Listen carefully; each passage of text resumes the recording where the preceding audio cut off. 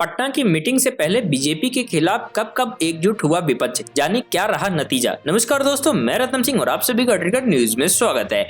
बिहार की राजधानी पटना में शुक्रवार 23 जून को विपक्षी दलों का महाजुटान हुआ, जिसमें 2024 में पीएम मोदी को सत्ता से हटाने की रणनीति पर मंथन हुआ। नीतीश कुमार के बुलावे पर हुई इस बैठक का एकमात्र एजेंडा अलग अलग दलों को सभी मतभेद बुलाकर 2024 के लिए एक साथ लाना था। ये मिशन कितना कामयाब हुआ इसका पता तो भविष्य में लगेगा, लेकिन इसके पहले भी विपक्ष कई बार पीएम मोदी और बीजेपी के खिलाफ एकजुट हो चुका है। आइए देखते हैं तब क्या हुआ था। 2014 के लोकसभा चुनाव की मोदी लहर में बीजेपी ने उत्तर प्रदेश में एक तरफा जीत हासिल की थी। इसके बाद 2017 में प्रदेश में विधानसभा के चुनाव हुए। उस समय राज्य में अखिलेश यादव के नेतृत्व में समाजवादी पार्टी की सरकार थी। मोदी लहर के असर को विधानसभा चुनाव में रोकने के लिए अखिलेश यादव ने कांग्रेस के साथ गठबंधन किया और साथ चुनाव लड़ा, लेकिन नाकामी हाथ लगी। राज्य में न सिर्फ बीजेपी जीती बल्कि 403 सदस्यों वाली विधानसभा में 300 से ज्यादा सीटें अकेले कब्जाने में सफल रही। बीजेपी ने सहयोगी दलों के साथ मिलकर 324 सीटें जीती। 2017 में बीजेपी की प्रचंड जीत ने उत्तर प्रदेश की राजनीति में बड़ा अंडरकरंट पैदा किया, जिसका असर 2 साल बाद हुए लोकसभा चुनाव में दिखा। समाजवादी पार्टी और बहुजन समाज पार्टी इस चुनाव में एक साथ उतरी। 1995 के गेस्ट हाउस कांड के बाद दोनों दल पहली बार एक साथ थे, लेकिन फिर भी बीजेपी को रोकने में नाकाम रहे। राज्य की 80 लोकसभा सीटों में से 62 बीजेपी ने जीती। समाजवादी पार्टी और बीएसपी को कुल 15 सीटें मिली, जिसमें समाजवादी पार्टी के खाते में 5 सीट ही आई और 10 सीटें बीएसपी को हासिल हुई।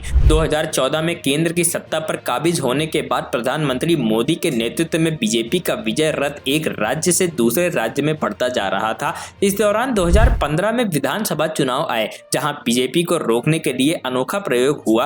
राज्य में एक दूसरे के धुर विरोधी नीतीश कुमार और लालू प्रसाद यादव एक साथ आ गए। जेडीयू, आरजेडी और कांग्रेस ने साथ मिलकर चुनाव लड़ा था, जिसमें बीजेपी की हार हुई थी। राज्य में महागठबंधन की सरकार बनी थी।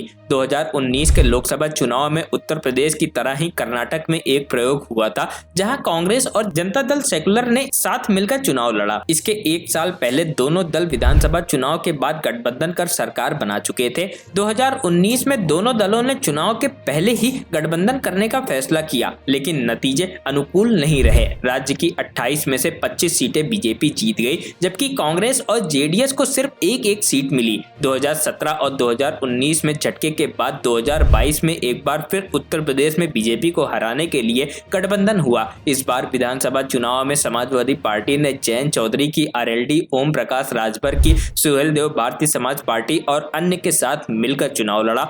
गठबंधन तो नया रहा, लेकिन नतीजा पिछली बार से अलग नहीं रहा। बीजेपी ने एक बार फिर से जीतकर सरकार बनाई। बिहार की सफलता से उत्साहित होकर पड़ोसी राज्य झारखंड में भी 2019 में महागठबंधन प्रयोग हुआ। विधानसभा चुनाव में शिबू सोरेन की झारखंड मुक्ति मोर्चा, कांग्रेस और आरजेडी ने साथ मिलकर चुनाव लड़ा। बिहार की तरफ से ही झारखंड में भी महागठबंधन फैक्टर सफल रहा और बीजेपी की हार हुई। अब जरा बीजेपी के सामने एक नजर पटना में एकजुट विपक्ष की ताकत जान लेते हैं। अभी बीजेपी के पास लोकसभा में 301 और राज्यसभा में 93 सांसद हैं। इसके साथ ही 16 राज्यों में बीजेपी के नेतृत्व वाले एनडीए की सरकार है। पटना बैठक में जुटी विपक्षी पार्टी के पास कुल मिलाकर लोकसभा में 140 सांसद हैं, जबकि राज्यसभा में 93 सदस्य हैं। इसके साथ ही 11 राज्यों में यहाँ जुटे दलों की सरकारें हैं। एक बात ध्यान रखने वाली है कि इस बैठक में उड़ीसा, तेलंगाना और आंध्र प्रदेश की सत्ता पर काबिज पार्टियां शामिल नहीं हुई थी। ब्यूरो रिपोर्ट, रिगर न्यूज।